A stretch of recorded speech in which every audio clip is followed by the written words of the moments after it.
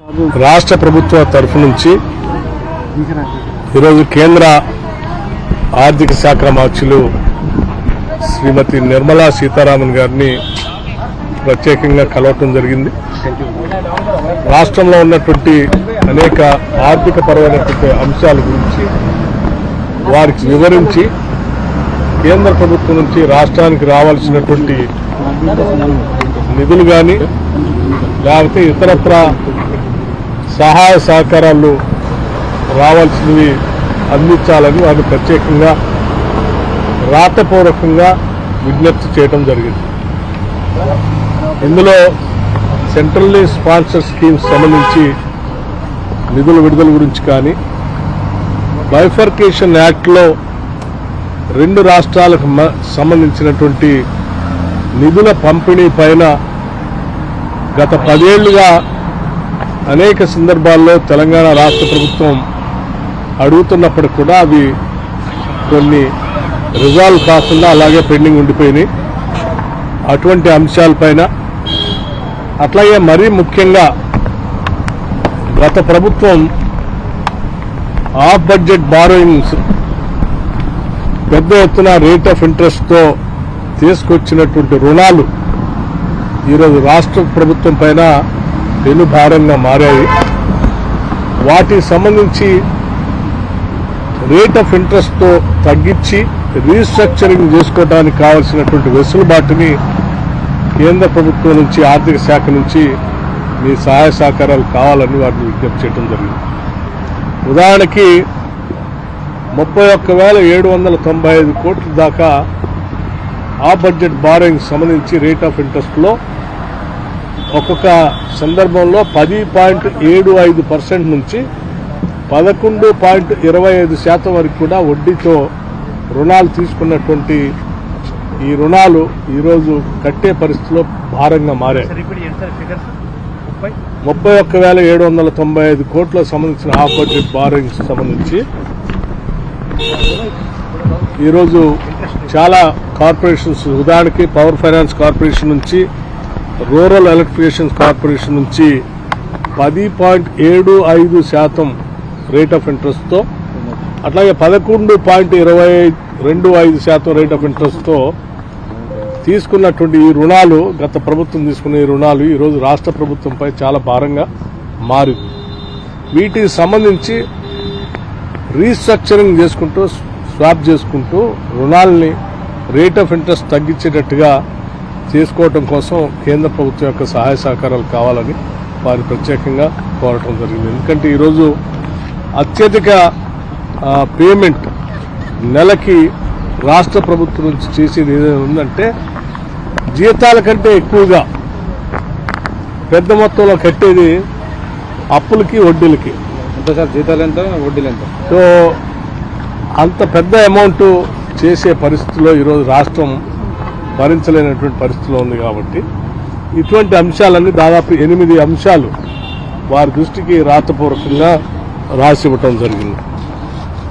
అట్లాగే పవర్కి సంబంధించి కూడా ఆంధ్రప్రదేశ్ ప్రభుత్వానికి, తెలంగాణ ప్రభుత్వానికి మధ్య జరిగినటువంటి లావాదేవీల్లో మాకు తెలంగాణ రాష్ట్రానికి రావాల్సినటువంటి నిధులు ఆంధ్రప్రదేశ్ ప్రభుత్వం నుంచి ఇంతవరకు రాలేదు. వాటిని వెంటనే ఇప్పించే కార్యక్రమం కూడా చేయమని చెప్పాం. అట్లాగే 2014-15 సంవత్సరంలోనే, మొదటి సంవత్సరంలోనే సెంట్రల్లీ స్పాన్సర్ స్కీమ్స్ సంబంధించి తెలంగాణకి, ఆంధ్రాకి సంబంధించిన 2 రాష్ట్రాలు కలిపి ఆంధ్రప్రదేశ్ అకౌంట్లోనే వేశారు. తెలంగాణ రాష్ట్రానికి కూడా ఆంధ్రప్రదేశ్ అకౌంట్లోనే వేశారు. అంటే ఆ సంవత్సరం వేసినటువంటి డబ్బుల్ని తెలంగాణ రాష్ట్రానికి మళ్ళీ తీసి సపరేట్గా ఇవ్వాలని అప్పటి నుంచి అడుగుతున్నా, ఇంతవరకు రిజాల్వ్ కాలేదు. దాన్ని కూడా రిజాల్వ్ చేయమని అడిగాం. అట్లాగే మీకు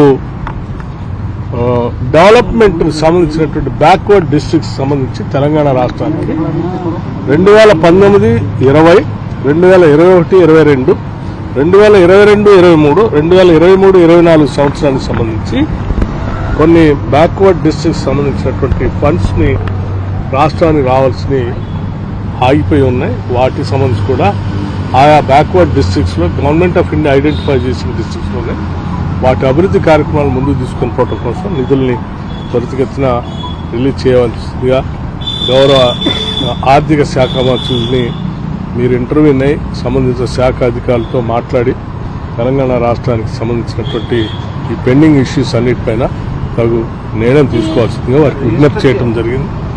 మేము చేసిన ప్రతి విజ్ఞప్తిని కూడా 8 అంశాలకు సంబంధించిన విజ్ఞప్తిని కూడా ఆర్థిక శాఖ మంత్రి గారు నిర్మలా సీతారామన్ గారు సానుకూలంగా వాటన్నిటిపైన స్పందించడమే కాకుండా తప్పనిసరిగా కొద్ది రోజుల్లోనే కేంద్ర ప్రభుత్వ అధికారులతో రాష్ట్ర ప్రభుత్వ అధికారులతో ఒక సమావేశం ఏర్పాటు చేసి దీనికి సంబంధించి వీటన్నిటికీ ఒక పరిష్కార మార్గం త్వరలోనే చూపిస్తానని చెప్పారు. వారికి రాష్ట్ర ప్రభుత్వం నుంచి ధన్యవాదాలు తెలియజేస్తాను. టోటల్ అవుట్ స్టాండింగ్ ఎంత మొత్తం రావాల్సింది మనకి అవుట్ స్టాండింగ్ ఇప్పుడు BRG హైడ్రా కింద పెద్ద ఎత్తున కూల్చివేతలు చేపట్టింది తెలంగాణ ప్రభుత్వం. ముఖ్యంగా ఎలా చూస్తారు దానికి సంబంధించి హీరో సార్ ఎటువంటి నోటీసులు ఇవ్వకుండా అన్లాఫుల్ అనుమతి ఇచ్చింది కూడా అప్పుడు కాంగ్రెస్ గవర్నమెంట్ అనేది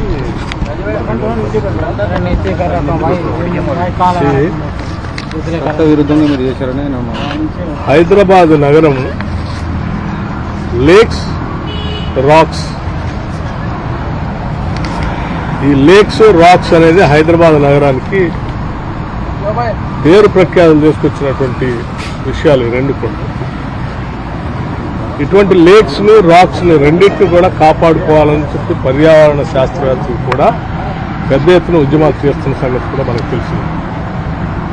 హైదరాబాద్ నగరంలోనే కాకుండా పరిసర ప్రాంతాల్లో జిహెచ్ఎంసీ పరిధిలో up to outer ring road వరకు ఉన్నటువంటి ప్రాంతాల్లో పెద్ద ఎత్తున లేక్స్ అన్నిటిలో కూడా లోపలనే బిల్డింగులు కట్టి ఆ లేక్స్ ని ఆక్రమణకు గురైపోయి మట్టితో నింపేసి నగరానికి లేక్స్ లేకుండా చేయటం వల్ల చాలా ఇబ్బంది జరుగుతూ ఉంది. నగరానికి పారుతున్నటువంటి వర్షానికి పడినటువంటి నీళ్లు కానీ, లేకపోతే ఇతరత్ర డ్రైనేజ్ వ్యవస్థ కానీ, లేకపోతే ఇతరత్ర పడిన వర్షపు నీళ్లు పోవటానికి కావాల్సిన విధంగా ఉన్నటువంటి లేకులు కానీ లేపబట్టి నగరవాసులంతా కొన్ని సంవత్సరాలుగా వాళ్ళు పడుతున్నటువంటి ఇబ్బందులను చూశారు. దీన్ని దృష్టిలో పెట్టుకొని భవిష్యత్ నగరవాసులు ఎవరికి కూడా గత పాలకులు కానీ మన పూర్వీకులు కానీ మనకి కట్టించి అందించినటువంటి ఈ లేక్స్ ఏమీ కూడా ఆక్రమణకు గురి కాకుండా ఉండాలనేటువంటి ఆలోచనతో ఏర్పాటు చేసింది HYDRAA. HYDRAA is to protect the lakes of the Hyderabad and other government properties. So దీన్ని ప్రజలంతా కూడా ఆహ్వానిస్తూ ఉన్నారు.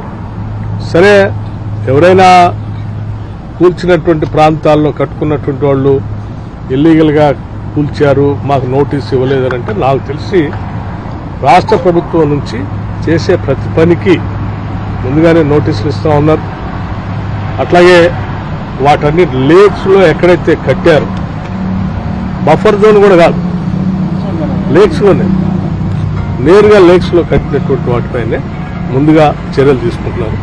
దీనికి ప్రజలందరూ కూడా సహకరించాలని కోరుతా ఉన్నాను. నేను ఇంకో విషయం కూడా చెప్తా ఉన్నాను. నా శాఖలో ఉన్న నా దగ్గరే ప్లానింగ్ డిపార్ట్మెంట్లో ట్రాక్ ఉంది, రిమోట్ సెన్సింగ్. అంటే ఇది మొత్తం అసలు శాటిలైట్స్ ద్వారా పిక్చర్స్ తీసిస్తుంది.